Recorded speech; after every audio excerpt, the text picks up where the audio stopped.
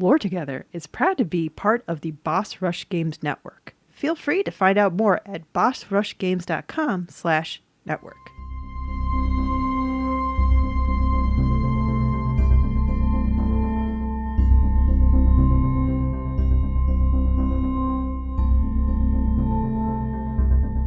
Hi, I'm Safi. And I'm Mystic. And this is Lore Together. This is the podcast where a husband and wife team go over all the storytelling, world building, and characters in video games.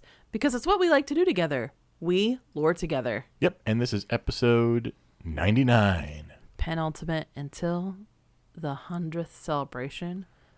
Yeah, penultimate sounds like we're not doing anything after next episode. We'll continue past 100. Well, that's why there was a qualifier there.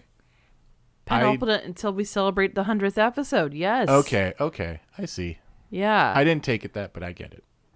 And if you would like more of a husband trying to explain to his wife what she already knew she was saying, Mystic, tell them, how would you like to support us? Well, let's start with the contacting first, because, if you have a error, correction, feedback, game you want us to cover, any of that stuff, you want to say hi, you want to say hello, you want to just, talk about games. You can do that in many different ways. Share a cookie recipe. I don't know. Play Cookie Clicker with us. Oh, God, remember that game? Oh, man. Don't get us started. You can do it. We'll dive into the lore someday. There's no lore. No, there's no lore. Don't lie to them like this. You can do that in multiple ways. Twitter, Instagram, Mastodon, Reddit, YouTube, Steam, all down in the description. Or you can do it by email. loretogether@gmail.com is the way to contact us. Mm-hmm. And if you'd like to support the podcast, as Safi mentioned, you can do that by going to patreon.com/loretogether and pay a per episode pledge to get early access to mini episodes and early access to our Let's Plays. Yes. Which we have Cyberpunk, Skyrim, and Dragon Age currently going. Yes. As well as you get to vote in our Let's Play for Mass Effect, but that's a public stream. Right, but only patrons are voting on what Lorraine the Shepherd's doing. Yes. So the other way you can support us is by thumbs up, 5 stars, likes, whatever it is, wherever you're watching. We appreciate it. Thank you so much for listening in. And without further ado, Mystic, what the heck are we talking about today? Okay, let's start with, do you know this game? It is a 2019 game. Okay, recent. By Asobo Studio, published by Focus Home Interactive. I feel like I know Focus Home Interactive, but I don't. You do. But I do not know Asobo off the top of my head. The game deals with a topic not unfamiliar to all of us, a plague. Interesting that this is a 2019 game. It deals with a very old plague. Okay. Specifically, the Black Death. Oh, I might know this one.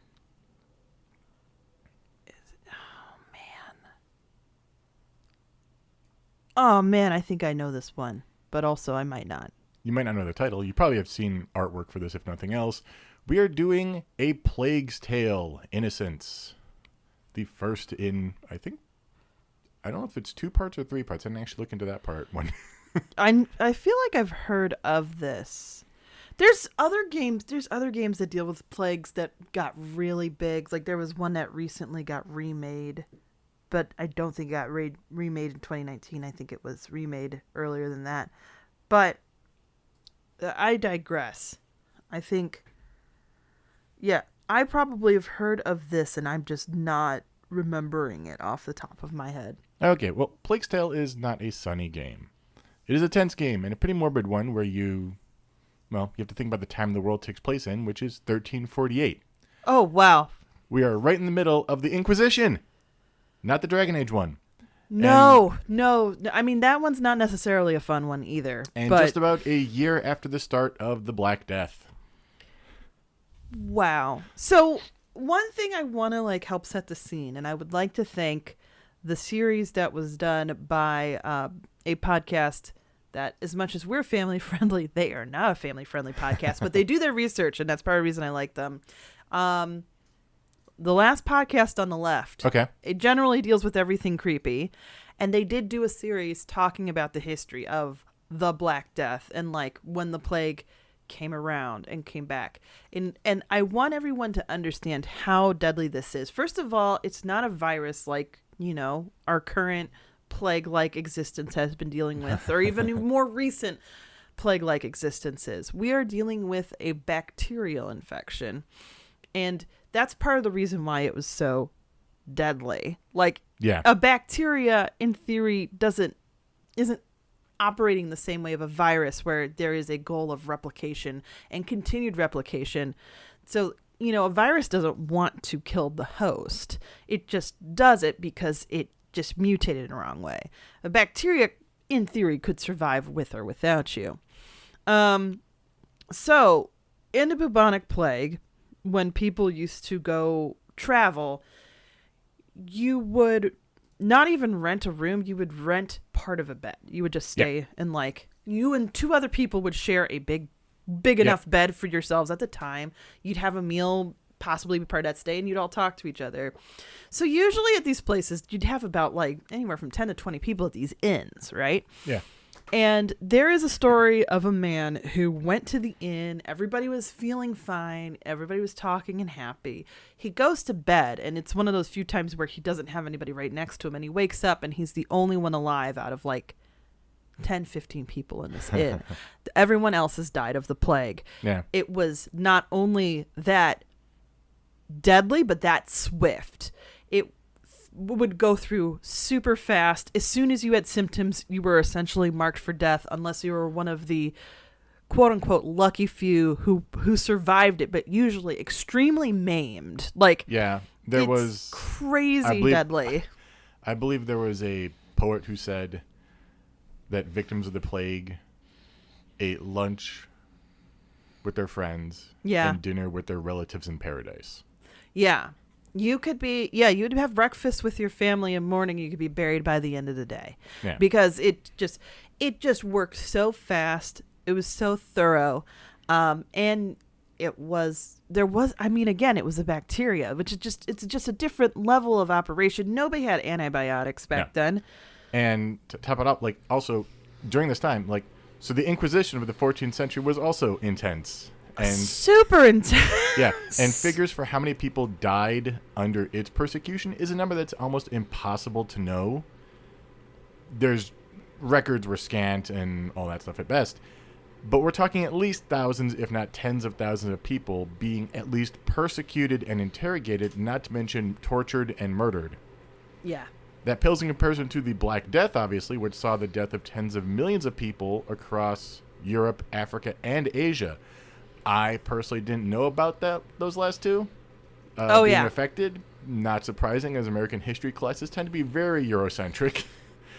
And I never had cause to look it up until now. Specifically Western European-centric as well. But it's something that came in waves over many centuries. The Inquisition just took this opportunity to, have some power. And there were some other religious, like Christian cultist kind of things going on, which is why the Inquisition was started. Yeah, that's partly that's partly it. There were a lot of people who thought appeasing their god to essentially get the plague to go away were actually doing things that would help spread bubonic plague, including flagellating yourself in public. Nothing helps with Nothing helps with spreading diseases like blood flowing around. Yeah. Well, this is already dark and gross. Yep. And you may be wondering what type of game this is, given all of that. And you're going to love this because it's a stealth game. What?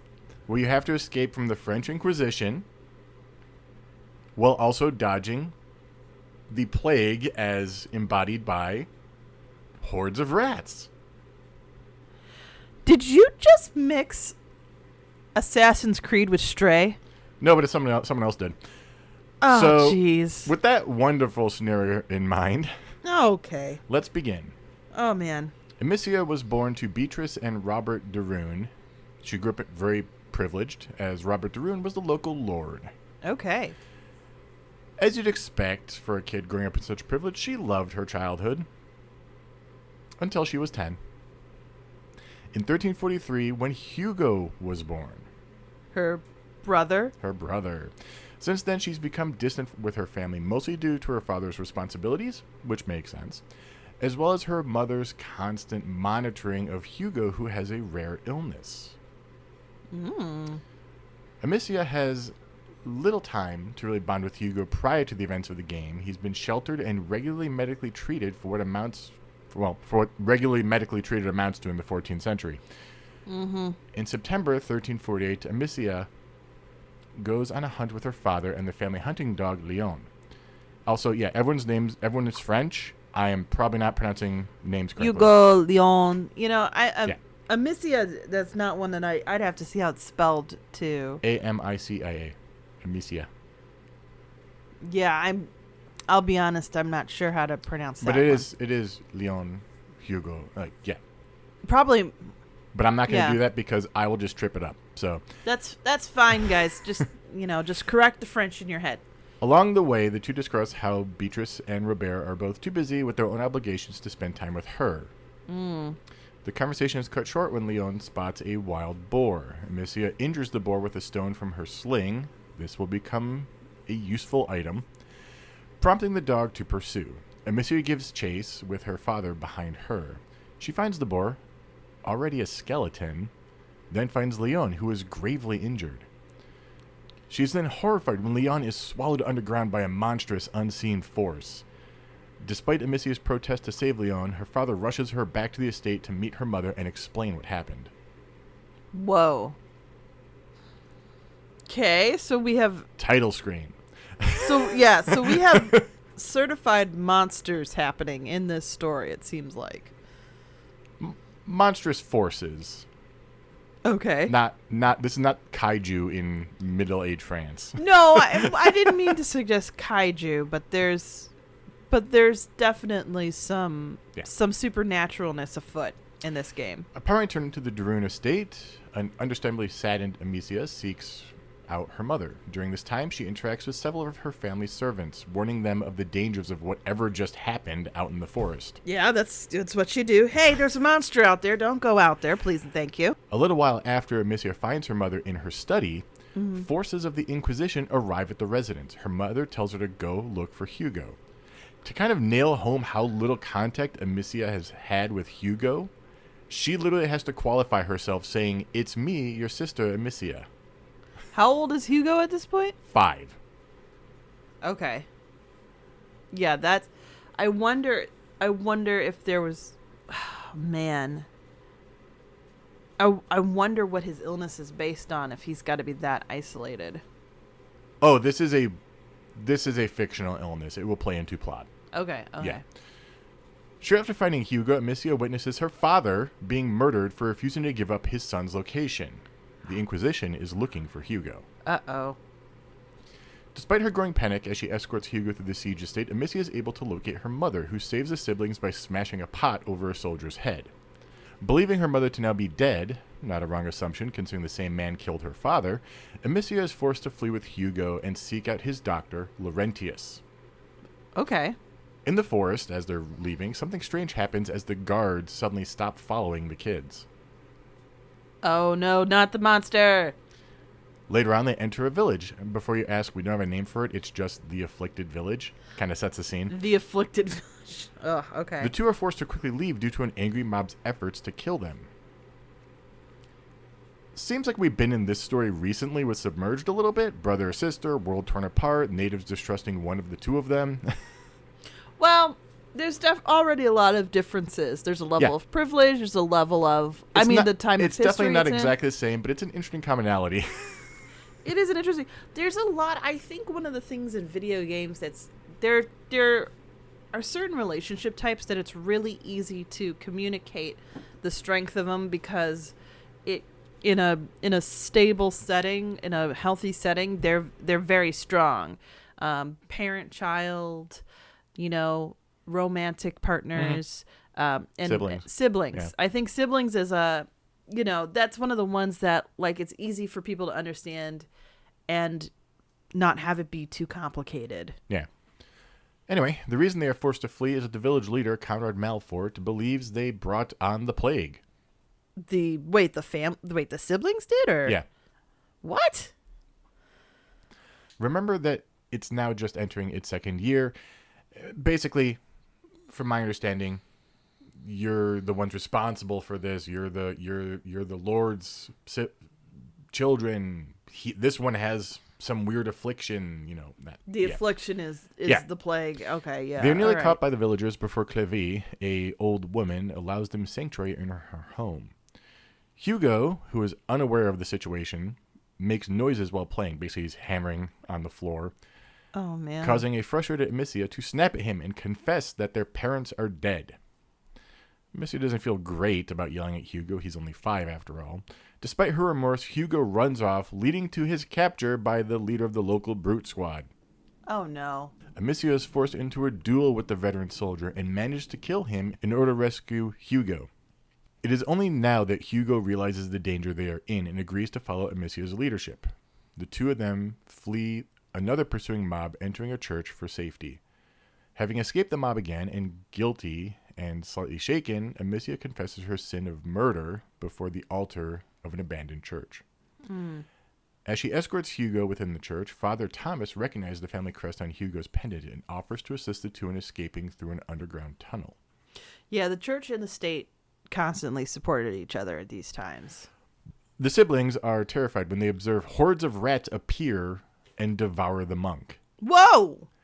After another tense escape and still being underground, Hugo begins to long for his mother, basically one of the few people he saw on the regular. Right, exactly. He is comforted by Amicia's embrace after they finally escape into the sunlight. Okay. You are basically running from, so many rats, it's like water. It's just... That's so gross. So gross. Yeah. Amicia discovers Laurentius. This is... we're doing broad strokes here, so we're jumping a lot of small stuff sometimes. Okay. Amicia discovers Laurentius bedridden with the plague and is tasked with ensuring Hugo's safety. She's kind of overwhelmed by all of this. Wait, Laurentius, isn't this Laurentius who we saw get consumed by something? No, that's Brother Thomas, or Father Thomas. No, but I mean at the beginning before That's Leon. That's the Leon. dog. Laurentius is his doctor. Oh, Laurentius is... Okay, I'm sorry. Yeah. The L names were getting mixed up in my head there. Leon will not appear again. That's what I was assuming. That was what I was assuming. I was like, there's no way that Leon's Also, back. Leon could not talk. Right. I'm sorry. It was the L names that I was getting the doctor confused with the dog. Sorry. That's fine. She's overwhelmed by basically all of this now and lashes out in anger at Hugo, causing him to become sullen towards her. Basically don't touch me, blah, blah, blah. He's 5. Yes, that's going to happen. Yeah. She is told to seek out the Chateau d'Ombrage. You wanted to read this one? Chateau d'Ombrage? D''OMBRAGE. Chateau. Chateau d'Ombrage? I think I was pretty close for someone who doesn't know French. The thing about people who read French, you end up adding accents when there aren't accents. Chateau d'Ombrage. Chateau d'Ombrage. All right, I'm just going to go with Chateau d'Ombrage. You are close. I'm just saying, when you first read it, I was like, stop putting this accent aigu on this when there is none, probably. So, however we pronounce it, it's a legendary abandoned castle that will provide them with safe haven. Laurentius's apprentice, Lucas, because you need more L names. Thanks, game. Yeah, okay, side tangent. No, do not give everybody or several people names with the same letter. I understand it might not be a common name or a likely name in the situation you're writing, but your audience will find it impossible to keep up if everybody's name starts with the same sound or letter. Letter specifically if you're reading it, and sound specifically if you're hearing it. It's something you have to keep in mind.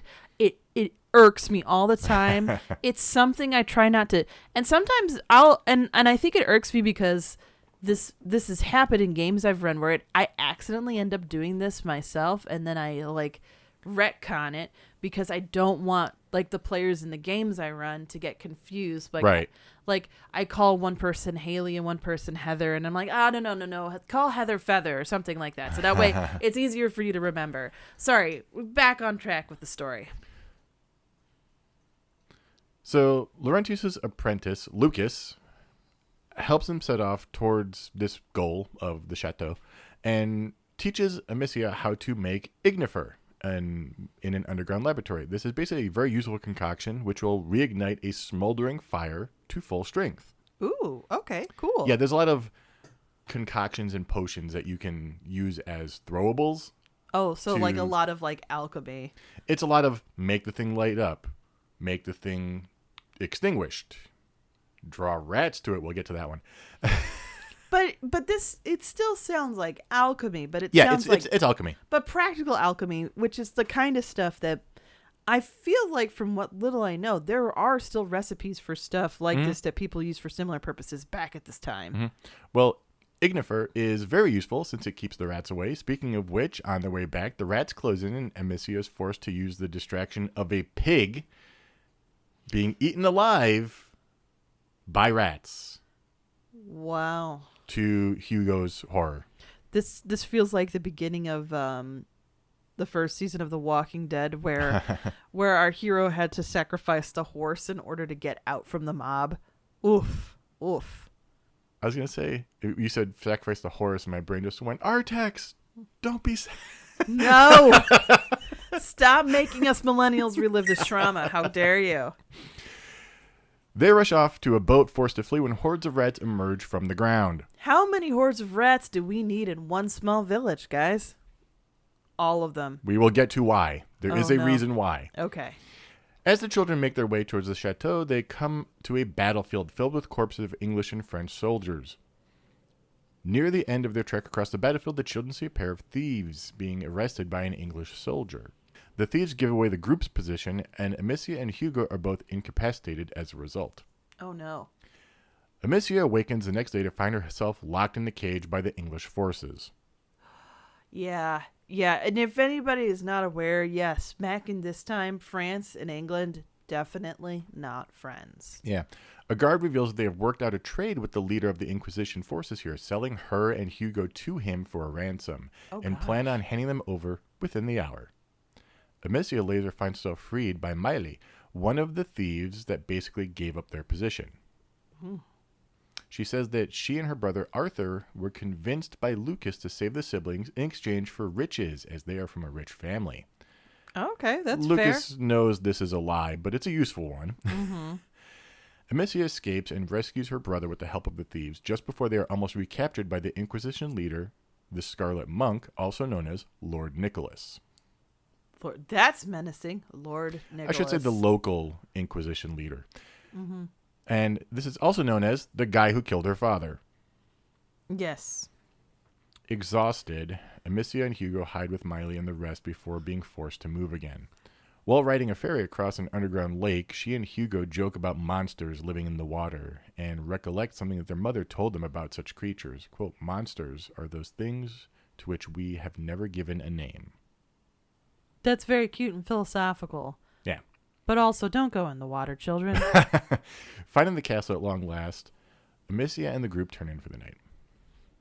Amicia awakens to see Hugo cheerfully exploring the castle ruins with the intention of showing her around at last in a secure and tranquil setting. Ooh, rest. That's nice. We'd like to have that every once in a while. Yeah. I'm amazed at the games we cover, just how much a character deals with sometimes. It's all I think the thing is with a lot of video games, regardless of the type of game it is, there's you got to bring up the sense of urgency for the person playing it. You have to give them a reason to play. And I think that's interesting. Yeah, I think with all these games, there's always this sense of urgency to keep moving and keep pushing.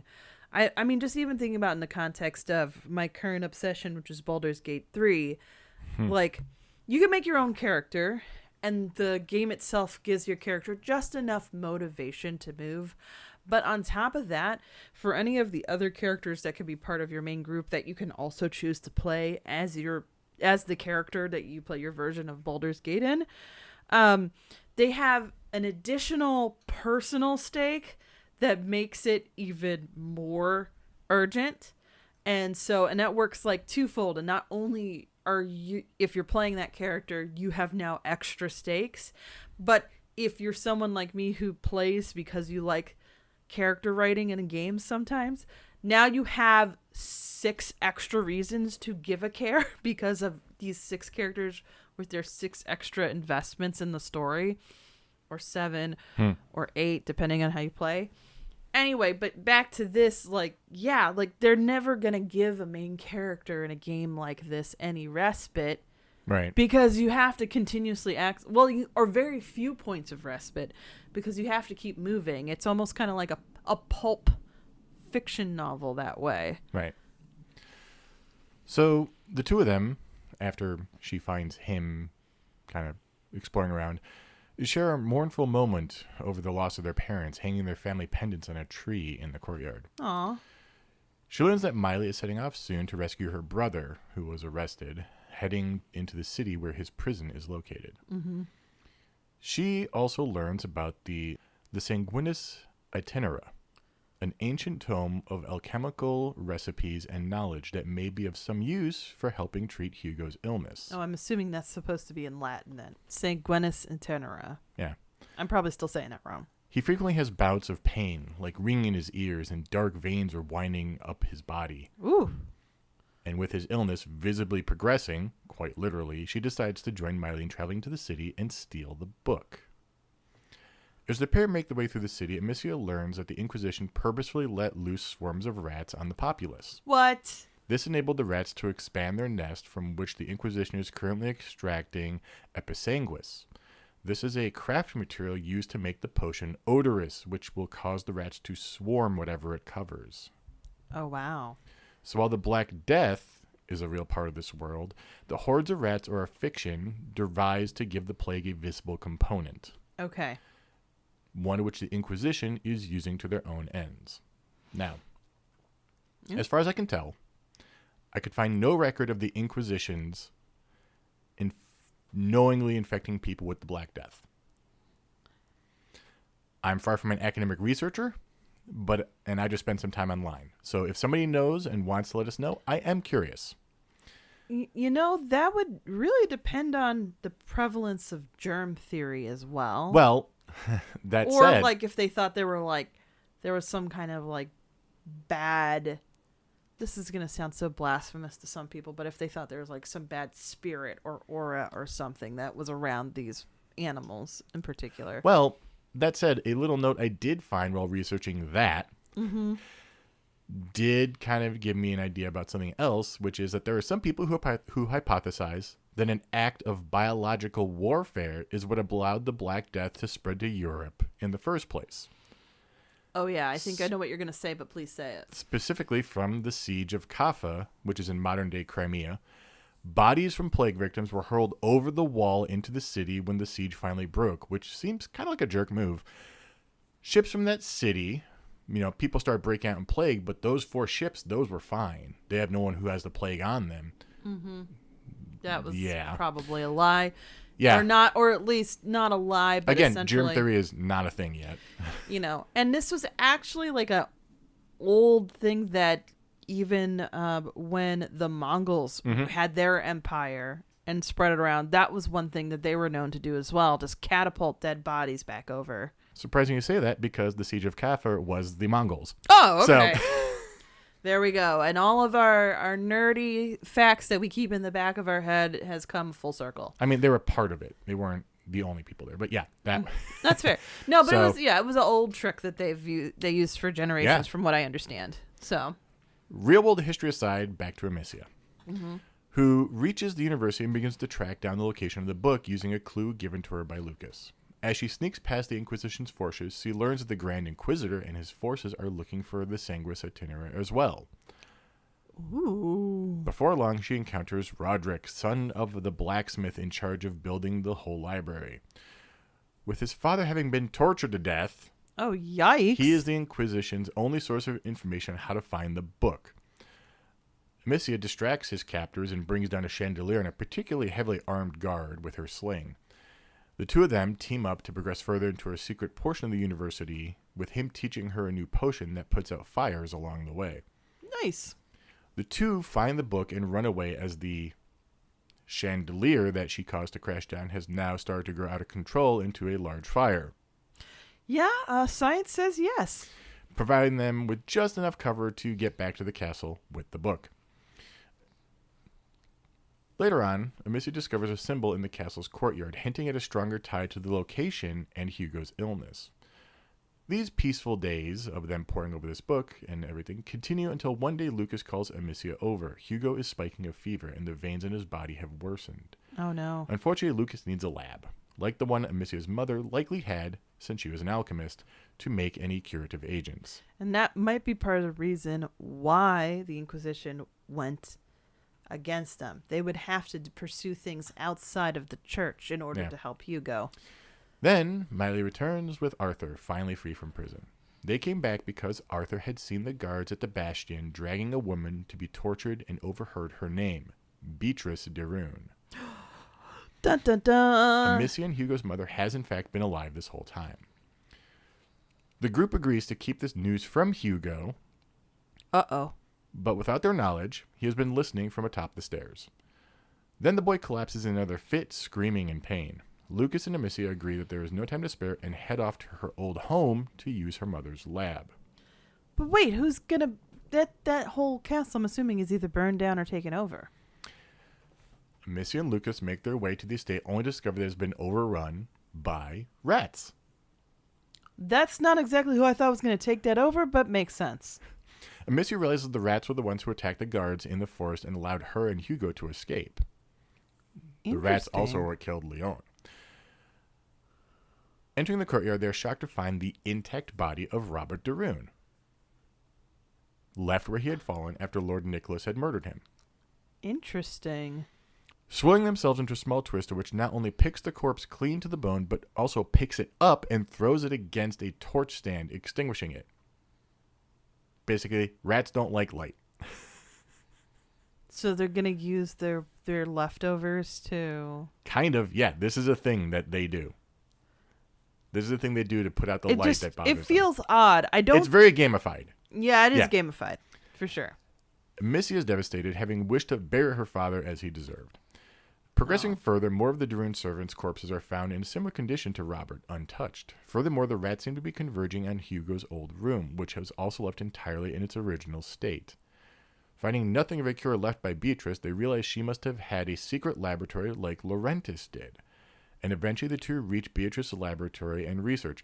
By the way, this is like literally Lucas is pushing a cart with a brazier to keep the rats away in the underground tunnels, while Amicia has to use her sling and stuff to stop like stuff being flung by rat tornadoes from putting out the brazier. Like, oh my lord.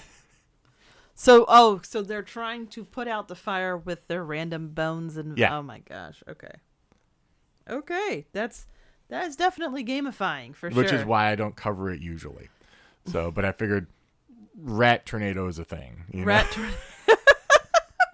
Sharknado, Ratnado. I know. I'm just what I was gonna say. It's there's a precedent for this. Yeah. So they get to the research, which Lucas can use to make a treatment that eases the symptoms and slows the curse's progress. The elixir's creation process actually causes the rats to stop attacking and allows them to return home peacefully.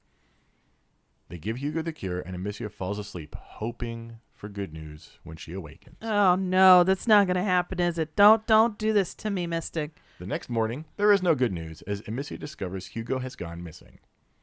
Frantic, she rushes out to look for him around the castle grounds, trips, and falls into a shallow, rocky gorge, hitting her head and losing consciousness. Oh no. She then experiences hallucinations, seeing phantoms of the people she met in her efforts to keep Hugo safe.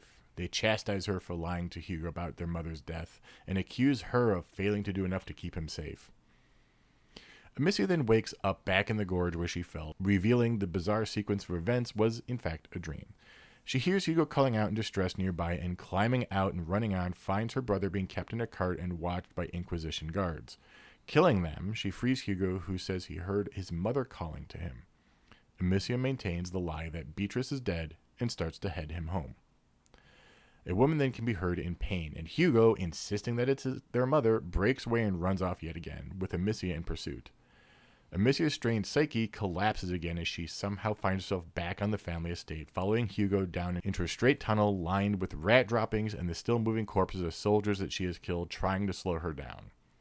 Okay, that's a weird fever dream for Yeah. sure. Pushing further into the darkness, now wading through rats, she spots Lord Nicholas in the distance with Hugo. The boy hears Amicia's anguished cries, but the Inquisitor dismisses them and leads the boy away to see his mother. Amicia can only helplessly scream in despair as the scene fades to black. We now shift to Hugo for a bit. Wait, that all happened? That all happened? It's a very floaty, weird sequence. Parts are real, but parts are dreams. Yeah. Okay. Hugo is gone. Okay. For the moment. For the moment. He is with Lord Nicholas. This is true. Okay. That part is real. The soldiers trying to take her down and slow her down, that's all. Yeah, the tunnel swimming through the rats. Yeah, that part felt like not correct. At the Bastion, Hugo is subjected to tests and has his blood taken to transfer his power to Vitali Benevent, the Grand Inquisitor. Despite his pleading, Hugo is not allowed to see his mother. He then escapes, taking advantage of his small size to remain undetected. He eventually overhears the Archbishop arguing with a guard. The Catholic Church has become wary of the Inquisition's action, and the Inquisition senses that the Pope fears the political power Vitali would gain when he ends the plague. Hugo then overhears that his mother's been moved to the basement and eventually finds her. They attempt to escape, but are caught by Vitali, who sends his men to kill Beatrice, forcing Hugo to fully awaken his powers of his curse, which allows him to control plague rats. Wait, I'm sorry, what? Yeah, so we've been kind of not really covering all this stuff that's told to you. Like, you get little bits and pieces as you go of what this is. So there's some clues, but not a lot. There's some clues, yes. It doesn't come out of nowhere. There are some clues to what's going on. But we're going to now take a moment to really nail down the stages of Prima Macula, the affliction that Hugo has. Prima Macula. Yeah. And the power that Vitalis wants. This is a genetic condition. It lays silent in blood of certain families. Okay. For the most people, it's dormant. They never know they have it, and it just passes down to their children. Okay. Once in a while, every, want to say 800 or so years, maybe more. What? It seems to, yeah, there's a case of like a person in 541, another one in 1340s, and then in, I don't know where it is. I may be jumping the timeline, but there's like one in the 90s or something too. I'm sorry. Yeah. This now this sounds a little too Assassin's Creedy for me, if you ask. Like, what is this? In some, it breaks out, and the carrier experiences headaches and a ringing noise and a sense of dread. Most often when rats or danger are nearby. Danger, Will Robinson, danger. Yeah. This also might leave one debilitated, requiring assistance. In fact, Amicia has had to carry Hugo a few times by this point. Okay. As we approach the threshold of the condition, the headaches and weakness become more frequent. The carrier hears voices, and they experience a sensation that something is growing in their body. Yikes! Blackened veins spread from their heart up to their neck. As they cross what's called the threshold, the pain becomes excruciating, and they lose all ability to walk. There's a high chance the carrier dies here. However, they might begin to control rats. Oh, interesting. Should they survive the threshold, pain seems to abate, but the black veins become much more apparent, crossing their face, though these will also fade eventually. The carrier now can fully control the rats. As a side effect, as with Vitalis, they may also change their voice. They may get a change to their voice. Their voice will change. It's really weird. That's interesting. Huh. Okay. It's no small surprise that a man with lust for power and with great power already as an inquisitor would want the abilities of the Prima Macula and see just how far the power of control can take him. Can it go beyond rats? You know, he's going to try to do experimentation. However, it should be noted that he is alone in his desire with the Prima Macula. Lucas, Laurentius, and Beatrice all want to see it stricken from history, as every time this manifests, the plague spreads. Right. Because basically Prima Macula is essentially like patient zero. Oh, what? So, but that's not fair to Hugo, like he's a kid who's kind of sequestered. No, in a they're not castle. going to try. They want to use, quote, science to like get rid of this for good. Not, Okay. Yeah. Yeah. What they're calling it is the bite, and the bite is what basically manifests as the plague whenever one of these people is around. Interesting. Okay. Yeah. That's my read on it. It's a little bit weird because we call it prima macula. They call it the bite. They call it a few different things. So I may be getting my stuff confused there. If someone wants to clarify, that's great. Mm-hmm. Several weeks after Hugo's disappearance, Amicia is distraught. Basically, she woke up 3 days after being in a ditch, Whoa. and her brother's not been around at all.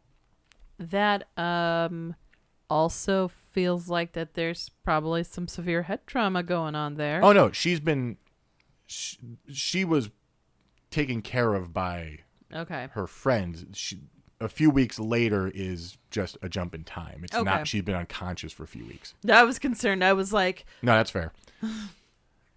The group is working to shore up their defenses for the night. When Hugo appears alongside Lord Nicholas uh-oh. and attacks the group. Whoa.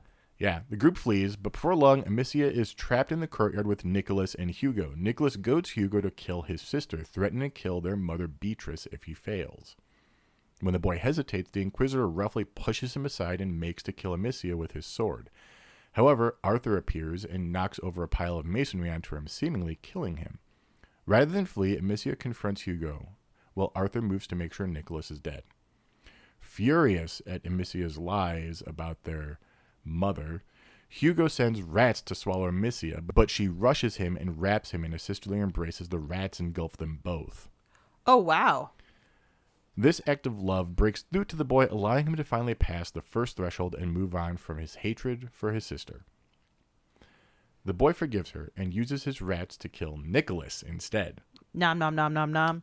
Also, Especially since Nicholas had just killed Arthur. this also feels very appropriate for a 5-year-old to have such wildly changing things and essentially still have one of the motivating factors is I want my mommy. Yeah. The children decide to use Hugo's power to take the fight to the Inquisition's headquarters and rescue Beatrice. After a long fight through the village, they finally reach the cathedral, and after losing Roderick to guards' arrows, the siblings finally find themselves in the cathedral. Poor Roderick. Yeah. Their mother swings in a cage above, which Miley and Lucas, they go to rescue her. That makes sense. Yeah. The siblings go to find Vitalia, who is seemingly alone in the chamber surrounded by dead parishioners, whom he had sacrificed to feed his own controllable rat horde. Okay. So it's interesting when you're part of the Catholic Church. I've never heard anything that said it was okay to feed parishioners to rats. Mystic, do you remember any of this in the Sunday school? The two battle with their rats. Yes, that is a sentence I just said. The two battle. This feels like it becomes like just the rat version of Robot Wars. There are competing rat twisters, so that's a thing. Oh my And- gosh. Are they different colors? Yes, Hugo's rats are black and Vitalia's are white. He calls them angels because he's completely insane.